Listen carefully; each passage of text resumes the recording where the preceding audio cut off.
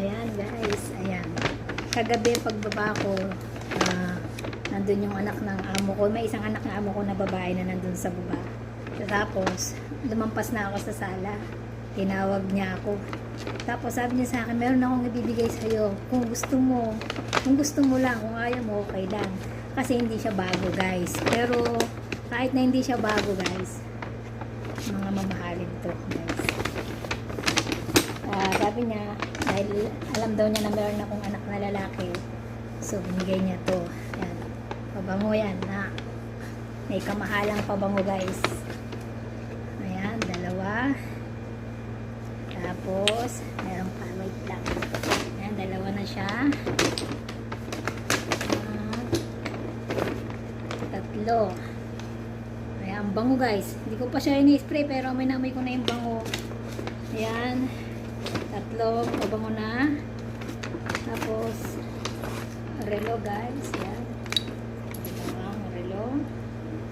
Relo ng kanyang anak yan na lalaki. And, ito. Ano to? Tignan natin to guys. Ayan. Wallet siguro to guys. PR. Ibig sabihin ng PR. Ayan. Guys, bagong-bago pa yung pitaka. Panlalaki. So, ayan guys. Ayan.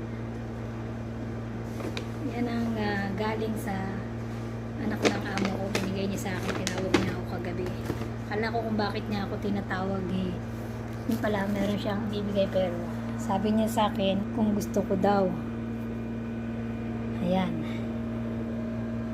So, guys, syempre sino ba namang aayaw dyan kahit luma yan. Tinan mo naman yung pabango kahit hindi siya bago pero tinan mo ang dami pa, mas madami pa yung ano.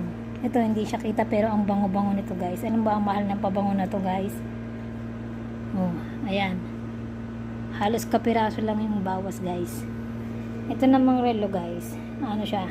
Battery lang daw pero okay lang, madali lang naman bumili ng battery. At least yan. Kasi dati nagbigay na rin sila sa akin ng relo yung amo ko.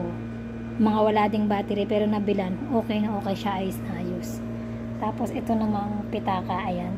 Kita nyo naman, mukhang mamahalin din yung pitaka at bagong-bago din. Ang ganda pa ng lalagyanan, di ba? Oh, proud. So, ayan, shout out sa anak ng amo ko.